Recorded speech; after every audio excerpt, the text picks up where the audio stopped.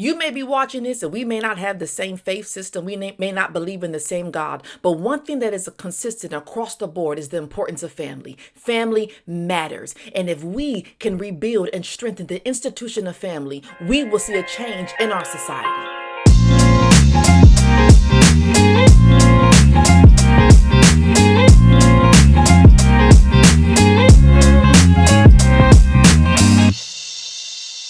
Welcome to Pursue Her podcast, where we explore real life issues through the lens of faith and personal growth. Today, I am talking about something that is very near and dear to my heart and the reason why I even started this business, and it's about family. Family matters. As a kingdom strategist, my goal is to focus on strengthening and repairing the families, and I'm doing that by specifically working with women and developing the intricacies that build upon the aspects of the relationships within the family unit. But before we go into that, let's talk about why family is important. Okay? Now, I'm going to use some different knowledge and different terminology that I have learned in one of my schooling at the Kingdom School with Dr. Cindy Trim. She talks about these different aspects about the kingdom and our world and our cosmos and the way things are built. And I wanted to share that as it builds upon some of the things that I do believe and subscribe to as a believer. But our world is combined of kingdoms. Okay, when we look at our world and how it's created, we have animal kingdom, we have the marine kingdom, we've got angelic kingdoms, plant kingdoms, intergalactic kingdoms, and the kingdom of God, right? Now, our kingdoms operate by systems. Now, those systems are a set of rules that govern behavior. You follow? Kingdoms, systems. And then systems are these governing these rules. And the institution is a term to describe those set of rules. All right. So our institutions help build our systems. Systems help to build our kingdoms, how it keeps going. Right. Now, there are 5 institutions that function as the pillars of our society. All right. They're family, marriage, government, education, and church. I've seen other people say different ones with different institutions. But one thing that's consistent with all of the different disclaimers that I have read and different research about the institutions that make our society is family is one of those. All right. Now, our society is the way that it is due to the attack on these institutions. We see what's going on in our world. We see what's happening all across this world. It doesn't matter what your faith is. It doesn't matter where you live. There are attacks on these institutions, family, marriage, government, education, and church. And as a result of these attacks, our world is in the state that it is. Now, if we want to see a difference, if we want to see a change, we have to heal these institutions. We have to put in the work, whatever that looks like for you, to heal these institutions so that we may see a difference. All right. As I shared, that is my goal. I am on a mission for as long as there's breath in my body to strengthen and repair families in a way that incorporates biblical principles and practical strategies, because I do have a biblical worldview. All right. And with that, but I also understand there's faith and works that we have to put together. But I want to talk today specifically about families. And I am going to have a little bit of a Christian perspective, but there's a lot you can pull from this, whether you believe in my God or not. There is importance and there's work that we need to do, our family. And I want to share why the family unit matters. I'm aware as I go over what family should be, that everyone does not have the family unit that I'm going to discuss. But this needs to be a goal. This should be a direction of where we want to be. People have broken, in the reality, a lot of us have been in broken families, whether there's divorce, whether absentee parents, whether there's just discord. People have dealt with abuse, different poverty, where family has not always been this safe space. But that is not what God intended. God gives us the perfect example of family, where he starts with Adam and Eve with marriage, right? As the foundation of the family unit. And then even after they made their choices, we see children and we see how it builds upon. But let me correct that. The first relationship was with God and man. And then from there, we built upon husband and wife with marriage, with that institution that was created. Okay. And then from there, we see what we call the nuclear family, when you have children that is involved. And we see that our world is getting further and further away from marriage, from this family unit. We've got all different type of families that's being created, and structures and systems that people want to subscribe to their own personal feelings and what they think it should be. But it just makes everything just a little bit all crazy. But I am going to talk about some things as far as with the family unit and what it should look like. And I want us to get back to the original intent of God's plan. I know we live in a day and age and people say we live in the end times and things that are going to happen, but that doesn't mean I have to sit back and not stop trying to work on other stuff. No, God didn't put me in this earth just to sit back and look and see things going all disarray and not work and not try to help and not try to be a problem solver. I am a problem solver. I'm a daughter of God. That's what I do. I'm an expression of God in the earth realm. So that means I come up with answers and solutions through him and implement them while I'm here.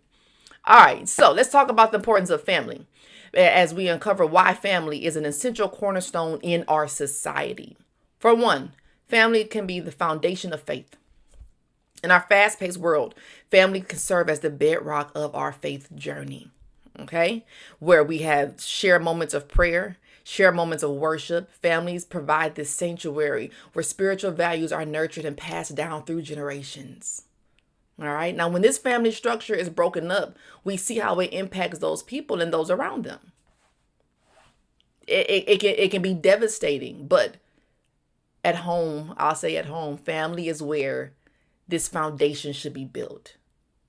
With relationships, I don't want to get ahead of myself because I'm going to get into that. That's where relationships are built. How do we work with each other? How do we work with other people? How do we love? How do we empathize? How do we forgive? How do we have conflict resolution? But let's be honest, a lot of us aren't taught those strategies.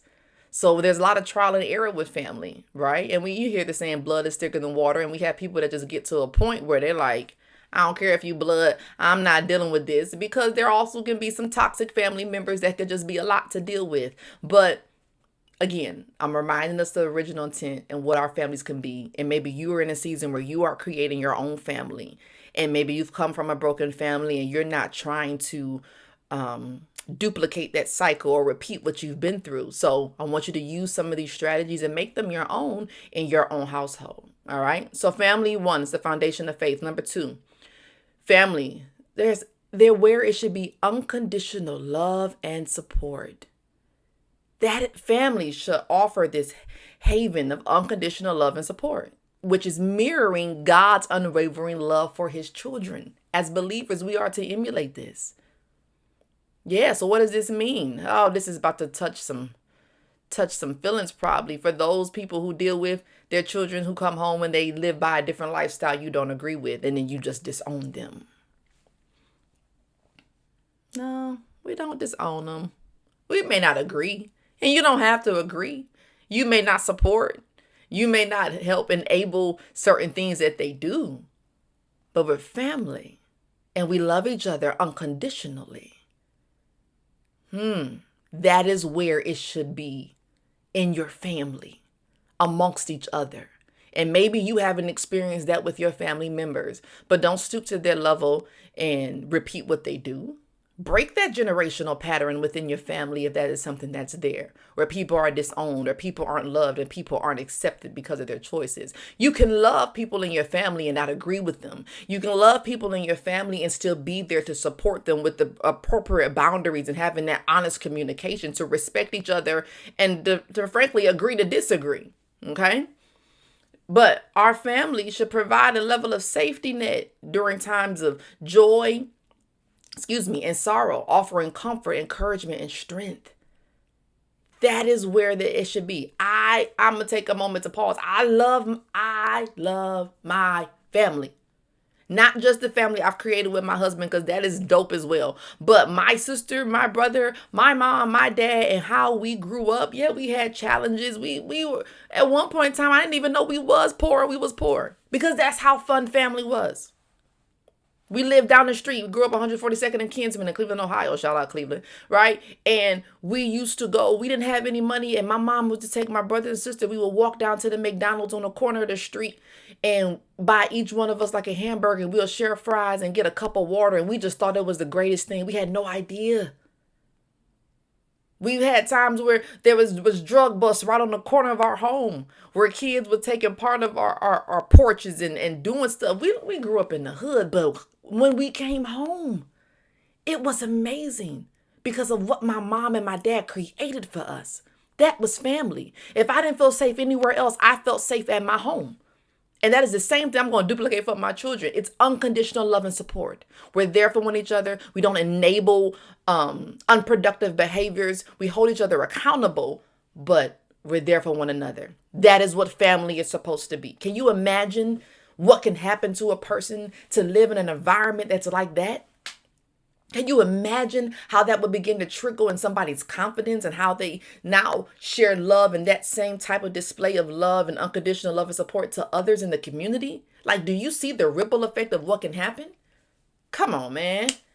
Oh, I'm sorry. I don't care myself. Unconditional love and support is what should come from a family. Again, this don't matter what your belief system is. I don't care who you believe in. If you don't believe in nobody, or if you do believe in a God or don't believe in a God, this aspect of family is consistent across the board, because the reality is all of us are individuals. We're all people who have feelings, who have a purpose, who have something to do in this world. And we need these certain aspects. That's how we were created. That's why we long for it from other people. That's why people stay in unhealthy relationships, because they don't want to be lonely, because they're trying to receive something that's embedded in us, which I know the source of all of that, to be whole, to feel love, can come from Christ. But we also want that display of it in a tangible way at times from family members. It can start from family members. Number 3, foundation of a family. Number 3 should be nurturing relationships. Within the family unit, this is where we are. This is where we should learn to forgive, to have empathy, have reconciliation. Okay. And this is where we build these meaningful relationships. So I'm real big. I just did an episode not too long ago about coming against sibling rivalry. No, it should not be okay for your children to hate each other. They should not, you're buying a whole bunch of different things for them because they don't want to work well together. We grew up, we had one TV downstairs, and guess what? We had to share. We did not have TVs in our rooms. For that reason, did we hate it? Of course. But everybody had 2 turns. You got to watch 2 shows. And at that time, we were actually watching TV shows. So they were 30-minute segments, not just ongoing clips on YouTube, YouTube shorts, or, or videos. We didn't have Netflix and things of that nature. We were taught to share. My mother made a real big deal. Now, you don't hit your brother and sister. No, it ain't about to be no squabbles up in our house or no discord between my siblings. We were taught that. So to us, that is normal.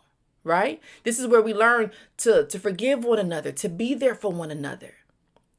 That family unit is, and think about it, the way that your relationship is ideally with your siblings or even with your parents, because everybody doesn't have a good relationship with their parent, you emulate that out in your other relationships. We hear so much about the impact of a father-child relationship and a mother-child relationship. And when people don't have those in certain aspects in the beginning of those 5 years of their life, when their brain's developing and you don't have that certain nurturing touch, you feel that void of a father being there. It impacts how you deal with other people. It impacts how you operate even in your intimate relationships and your friendships. That's how important this family structure is. And again, it doesn't matter what God you serve. It doesn't matter what your religion and your faith is. This family thing is a real life thing. And we've got to stop ignoring it and just blowing it off and just be like, I'll just deal with it. We have so many unhealed people in this world right now. And a lot of their problems have started from their childhood trauma. I'm speaking good. Yes, I am. Thank you. I heard that. That is the reality. And now what we're doing is creating more generational patterns and unproductive and unhealthy ways of living because we're unhealed, because we don't even realize, some of us don't even know that the way that we moving and how we doing stuff is it's not healthy. Because what was your family unit? What was the defense mechanism that you created when your mama left, or when your daddy left, or when you had to see one of your parents dealing with abuse or dealing with addiction, when you can't stand your siblings, when you've dealt with molestation within your family? I'm speaking good here. Yes, thank you, Holy Ghost. And now you are living out the byproduct of this trauma that is either suppressed or repressed or in your subconscious and your unconscious, and you don't even realize what's going on, and you're operating from that. It started from your family. Why you don't trust people? Ask yourself that. Where did that start from? Why you put your wall up against people? Where did it start from?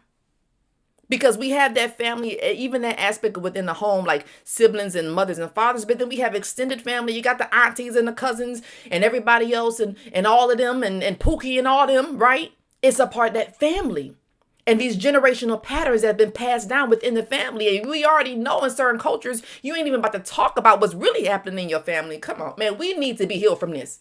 Okay? We need to be healed from this because that is where we learn in our families, nurturing relationships. We've got to stop this unhealthy pattern of things that are broken down with broken families. When we see the prison, the pipeline, just so much stuff that we can look at the data. Just look at the data. Don't worry about the God that I serve, or if I'm giving a Christian perspective, go Google and look up the data and what it talks about the family unit and what's happening to our society. I'm real passionate about this if you can't tell. Number 4, our family unit is the legacy of faith. Now, as believers, right, as a Christian perspective, I'm back there. As stewards of God's blessing, we have a sacred responsibility to pass on our faith heritage to the next generation. We serve a God, for those who believe in the God of Abraham, Isaac, and Jacob, we serve a God that moves through generations. He's a generational God. When we look at the stories of like Abraham and everything else, things go generationally, right? Now, unfortunately, at times, these unproductive generational patterns are also passed down. Everybody doesn't always pass down the good stories. We hear a lot of times, even within the Jewish community and the Jewish faith, how they pass down the stories when they talk about the different festivals, the different things, their religious beliefs, they passing it down. Right now, as believers, right, technically we've been adopted into that body, and we do represent, we honor or recognize like Passover and things of those natures. We may not do exactly what the Jews do with certain things in food, but it's certain customs that we've adopted because once we were adopted into the body of Christ, as soon as we accepted him, there's certain things that we pass down. Okay, it's a legacy of our faith, but we also have to, as I said, be mindful of what we're passing down that are unhealthy. You can look at a lot of families and you see how divorce passed down through family, addiction passed down through families. Sometimes mental illnesses are passed down through families, and sometimes we can't really figuring out how to stop that and work on that. The addiction, abuse, things of that nature, leaving just unhealthy patterns. We have to be intentional and mindful of that. Instead of you seeing some family members who are just disgruntled with that's just who they are. No, let's stop with that. Let's figure out how to get to a bottom of it. Yes, it's frustrating. Yes, you're dealing with people with different personalities and views and thoughts of how things should be, but we're not going to stop. And as believers, we're going to pray. When we recognize something, we recognize discord. You can't give up on your family because they get on your nerves. You may not spend a lot of time with them, but there should be a level of respect. It's not by accident that God allowed you to be in the family that you are in. It's not by accident that the DNA of your mother and your father came together and created you, whether they're in your life or not. It's not by accident.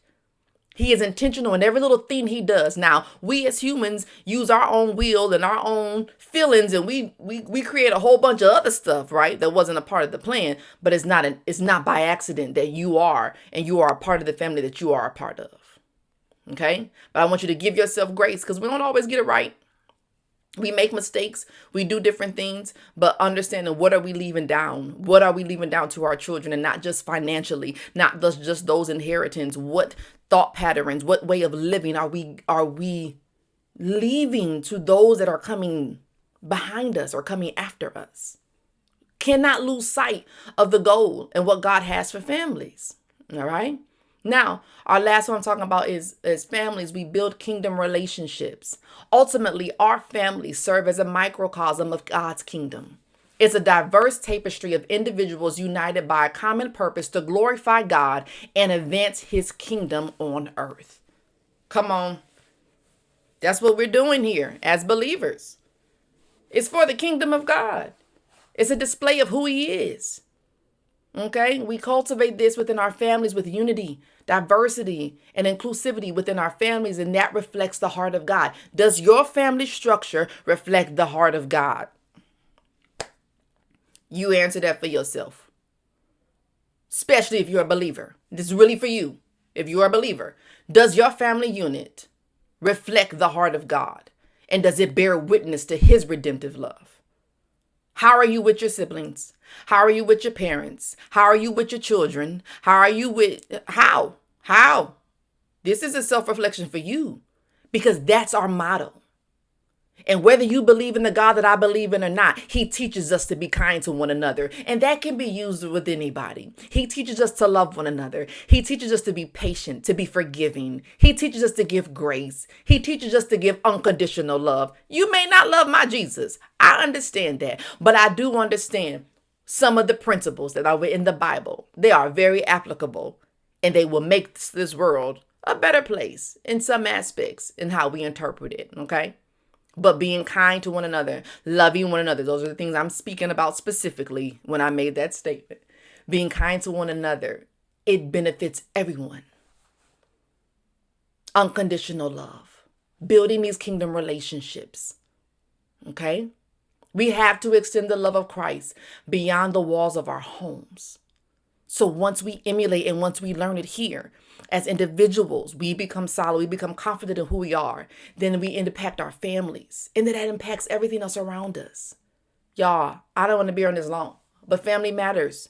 It matters. It matters. It's never going to stop mattering. I don't even know this word, but it's never going to stop. All right? As I shared in the beginning, our world is created by kingdom. So let's look at how this all builds up. If how it all ties together, individuals impact families, right? When you got broken individuals, it impacts your families. But if you got healthy, whole individuals, it still impacts families in different capacities. Individuals impact families. Families impact communities. Communities impact our institutions. Those institutions that I talked about, those 5 different ones. Those institutions impact our systems. Those systems impact our kingdom. The kingdom impact our world. And the world impacts our cosmos. There's this whole pattern that happens with this. But the root where it starts after individuals is families.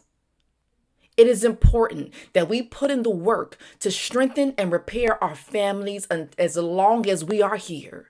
It's not something we give up on. You've got seasons when you got the energies and you got time when you don't. That's understood. Get you a counselor. Get you somebody to help. These aren't things to just say, well, I'm just waiting for this kid to get out of my house and they go and do whatever they want to do. No, don't give up on your children. Don't give up on your loved ones. Let's find a way to strengthen and repair these families, because I do believe in my heart that we will see a difference around us. Start within your communities. Start within our societies, and we will see the change that we need. All right? So continue to prioritize your family as we journey together in faith, love, and service, and bearing witness to the transformative power of God's love in our lives and in our world. Fight for your family, every aspect of it, from husband and wife to parent to child, to sibling, to in-laws. Oh yeah, all of them. Figure it out. And with God's wisdom, his grace, he will give you the tools. He'll give you the strength. He'll give you the ability if that's what you really want. All right? Family matters, y'all. So until next time, I want you to continue to pursue her, being heroic, empowered, and resilient as a wife, as a mother, as a daughter of God, whatever you identify with at this point. Take care.